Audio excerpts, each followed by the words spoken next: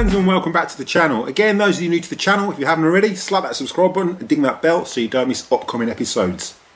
So in today's episode, I'm going to be showing you how to change the front axle on a Kirby. This goes from a G3 up to the Avalier. And the only difference being the axle's a little bit shorter on the Avalier, obviously because you've got shorter wheels and they screw in from the end. The G3 up to the Sentria, they have hubcaps. So I'll show you how to pop the hubcaps off and unscrew the wheels. So we'll get straight to it. So what I've done for the moment is I've just converted into the portable mode. You can see I've took the handle off and just took the bag off. So when you get to this stage, if you want to pause the video for now and get to this stage, you can. And then what we're going to do is just remove the head, or the power nozzle as it's called. Alright, then we're going to flip her over, like so. Right, so if you've got a G4, G3, these are going to be Phillips screws, but this is an Avalier 2, so they are Torx 20s, I think. So all you've got to do is just undo these two Torx screws. You haven't got to worry about it springing off, it doesn't seem to. It seems to hold its own, so then just remove the bracket.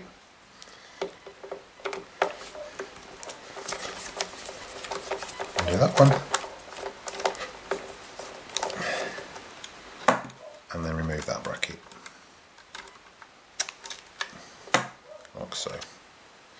Okay, then what you're going to do is grab it and you're going to lift from this side and just lift it up, and out it pops. You've got to hold that toe to control at the same time, okay, and then it pops off.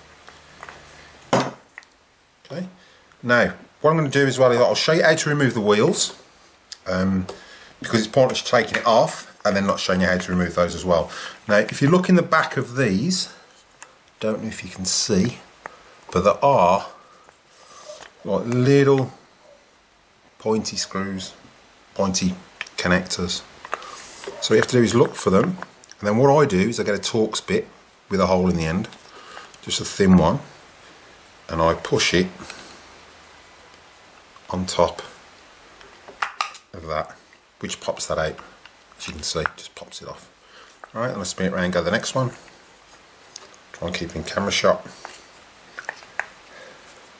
Okay, so we're just going to push off there and push that one in as well.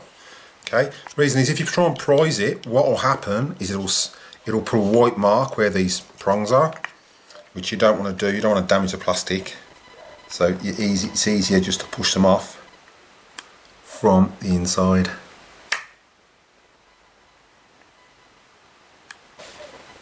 So we'll just get the next one. It's that one. Work our way around to the next one. Like so. And out it pops. So as you can see, there's no damage to it at all. Alright, next what you've got is Torx 20 screw in the middle. Okay, so then all you do is unscrew that. Like so.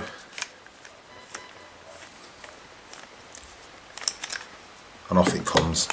Okay, it's exactly the same on this side. Exactly the same on this side. So I'll quickly show you.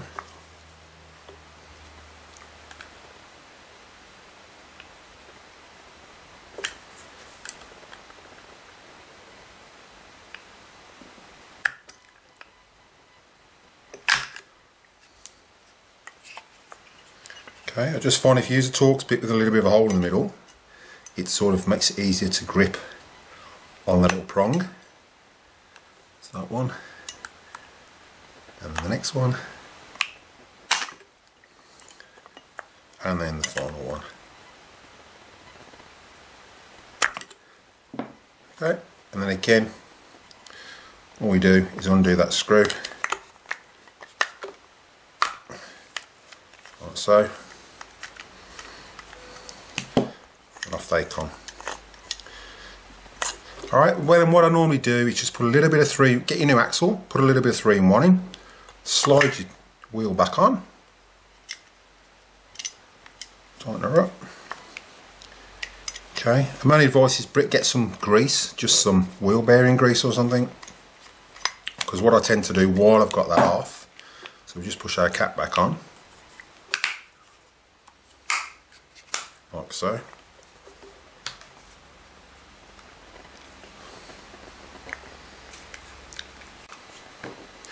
and then I'll show you this one. So again, put some little bit of 3-in-1 around there, put your wheel on, put your little bolts in. Now this is mainly, the only issue with this really I've found is it seems to be the very old models that the total control sort of starts skipping, and I found that was the easiest way. I've had to fit a new one of these on my G4, so that's the reason I thought I'd show it, because I didn't show it when I fitted it. But then you pop that back on and that's fine. Okay, then all you're going to need to do, what I won't do on this one because it's been greased before, I normally wipe these out, put a little bit of fresh grease in there. You can see that on one of my rebuilds, but then all we do is put this back in there, push that up, hook that over there, and then drop that on like so, and that will hold its own. So then it's literally a case of putting your bracket back on with your Torx screw.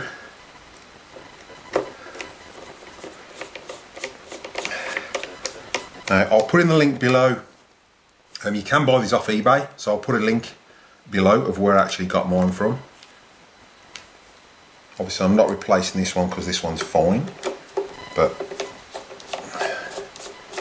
I'll literally show you the one I got off eBay.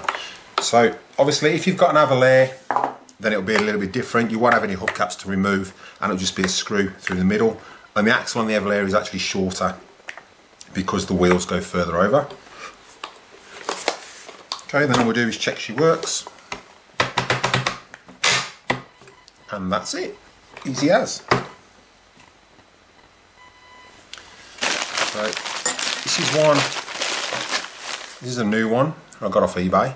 You can only get these now with this sticker on. So on the old G4s and G3s they had notches and used to count the notches, but they don't now. They just do this little sticker, which is a bit of a shame. A bit of grease there. Okay, but that's what you literally get, and I think they're about $15 if that. They're not a lot at all. But they are. I know there's been videos out there when the wheels have actually broke on the axles here. I've never had that happen, but mainly my only problem has been my total control, and that was from 25 years of use.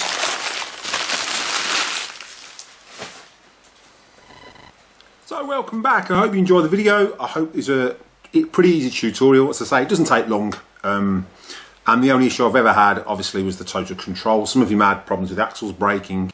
I'll put a link below to where I actually got it from. It was on eBay anyway. So yeah, I hope you enjoyed the episode. If you haven't slapped the subscribe button already, make sure you do, and ding that bell for notifications to make sure you don't miss any upcoming episodes. And I'll see you in the next one. Bye.